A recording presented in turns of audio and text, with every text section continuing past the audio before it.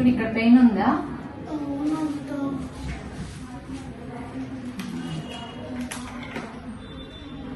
అట్లానే ఉంది. ఒకసారి ఇటే చూడు, నా చెవు అయితే చూసుకుంటా.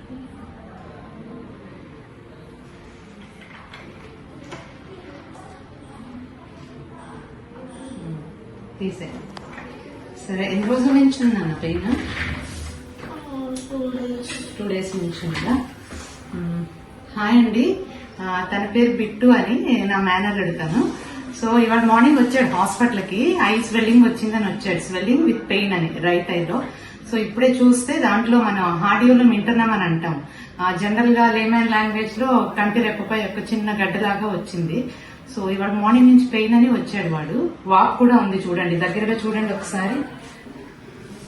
ఈ ఏరియాలో మీడియల్ పార్ట్ ఆఫ్ ద ఐలో ఇక్కడ కొంచెం వాపది ఉండి గడ్డలాగా వచ్చింది.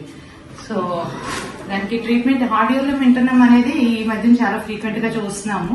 ఎందుకంటే చాలా మంది ఇప్పుడు ల్యాప్టాప్స్ గ్యాడ్జెట్స్ అవి వాడి కళ్ళు డ్రై అవడం వల్ల ఫ్రీక్వెంట్ గా ఐ రబ్బింగ్ చేయడం వల్ల అట్లాంటివన్నీ ఎక్కువగా వస్తున్నాయి. కొంతమందికి డయాబెటీస్ రిస్క్ ఉన్నప్పుడు కూడా కంట్రోల్ లేకపోయినా రావచ్చు. లేదంటే మనకి సైట్ ఉండి కళ్ళజోడు పెట్టుకోకపోయినా హార్డియోలం ఇంటర్నమ్ ఇట్లాంటివన్నీ వచ్చే ఛాన్సెస్ ఎక్కువ ఉంటాయి. సో ఇప్పుడు దీనికి ట్రీట్మెంట్ అంటే మెయిన్ గా హాట్ ఫోమెంటేషన్ అండి, and then antibiotic drops and tablets ఇస్తాం ఒక 1 week.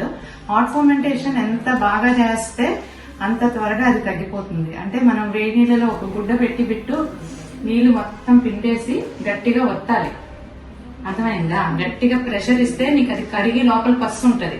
అదంతా కరిగినప్పుడు నీకు మందులు ఏదైతే ఇస్తానో అది లోపలికి వెళ్లి మందు బాగా పనిచేస్తుంది. నువ్వు హాట్ ఫోమెంటేషన్ చేయకపోతే అది అలాగే ఉంటది, నువ్వు ఎన్ని మందులు వాడినా గానీ.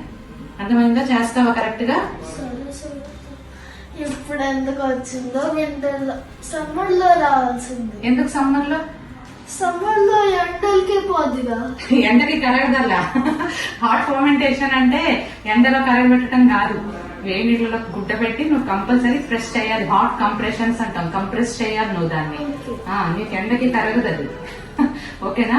అది బాగా చేసి టాబ్లెట్స్ వాడి మళ్ళీ నాకు 1 week తర్వాత కనపడు. సరేనా? బాయ్. అదండి, హార్డియోలం ఇంటర్నమ్, హార్డియోలం ఎక్స్టర్నమ్ ఈ 2 టైమ్లీ ట్రీట్మెంట్ తీసుకోకుండా అది పస్ ఏమైనా హార్డ్ అయిపోతే అది గెట్స్ కన్వర్టెడ్ ఇంటూ కెలేజియాన్.